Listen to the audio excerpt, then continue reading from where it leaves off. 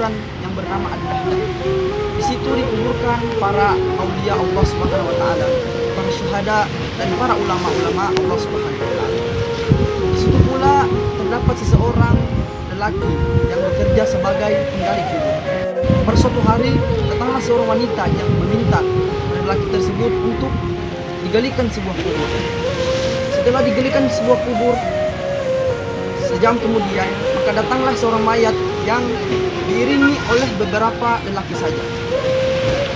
Setelah itu mayat tersebut diangkat dan diberikan kepada sang penggali kubur yang berada di dalam kubur tersebut untuk menerima si mayat. Ketika sang penggali kubur ini mau meletakkan, ada suatu keanehan dalam kubur tersebut. Saya melihat begini. Mereka pun tidak percaya bahwasanya apa yang lelaki tersebut lihat itu bahwasanya sangat betul. Setelah itu mereka pun pergi. Setelah mereka pergi, sebulan kemudian setelah kejadian tersebut, wanita yang sama pun datang untuk meminta kepada si penggali kubur untuk digalikan kubur lagi. Setelah sejam kemudian, maka datanglah mayat yang diiringi oleh beberapa orang saja. Setelah itu mayat dikeluarkan dan diberikan kepada si penggali kubur. Ketika si penggali kubur ini mau meletakkan si mayat ke dalam kuburnya, maka seketika kubur tersebut berubah menjadi taman dari taman-taman surga. Dan dia melihat orang laki yang datang mengambil si mayat tersebut. Akan tetapi sang penggali kubur ini tidak pingsan.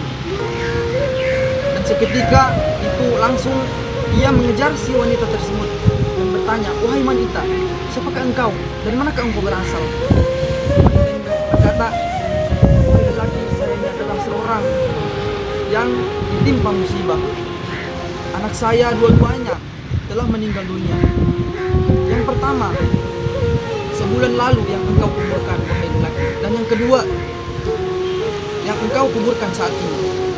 Lalu lelaki itu penasaran dan bertanya, "Wahai wanita, apa amalan mereka sehingga Allah Subhanahu wa taala memuliakan mereka berdua, mengangkat derajat mereka berdua?" Wanita ini berkata, "Wahai lelaki, yang pertama anak saya itu seorang penuntut ilmu. Dan yang kedua, seorang pekerja yang dimana hasil kerjanya itu ia sedekahkan untuk orang-orang yang menuntut ilmu." Setelah itu lelaki ini mendengar jawaban dari wanita tersebut, maka ia langsung meninggalkan pekerjaannya dan langsung menuju ke Masjid At-Taubah yang berada di Damaskus tersebut. Yaitu ia mendapati seorang syekh bernama Sa'id Al-Ruhani. Setelah itu dia bertanya kepada syekh, "Ya syekh, saya ingin, apakah boleh saya belajar kepadamu ya syekh?" Syekh berkata, "Wahai lelaki, mengapa engkau mau belajar kepadaku? Di manakah engkau sebelumnya? Engkau sekarang berumur 40 tahun. Di manakah engkau sebelumnya?" Lelaki ini berkata, "Wahai syekh, sungguh saya melihat suatu keanehan ketika saya bekerja sebagai penggali kubur. Saya melihat begini. Setelah ia menceritakan, maka syekh tersebut berkata, "Wahai lelaki, belajarlah dari sekarang. Mulailah belajar." Lelaki tersebut mulai belajar. Dan kitab yang pertama kali dia pelajari adalah kitab Al-Jununiyah. Seketika itu lelaki tersebut sibuk dengan belajar, sibuk dengan suatu kitab. Sehingga Allah Subhanahu wa taala menjadikan lelaki tersebut seorang ulama besar di kota Damaskus tersebut. Setelah itu keluarganya semuanya menjadi seorang ulama-ulama yang sangat Allah Subhanahu wa taala muliakan pada waktu itu.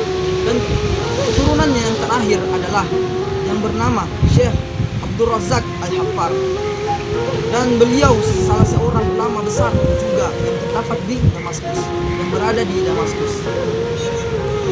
Begitulah Allah Subhanahu wa taala memuliakan orang-orang yang memuliakan orang-orang yang membelanjakan atau menggunakan hartanya kepada orang-orang yang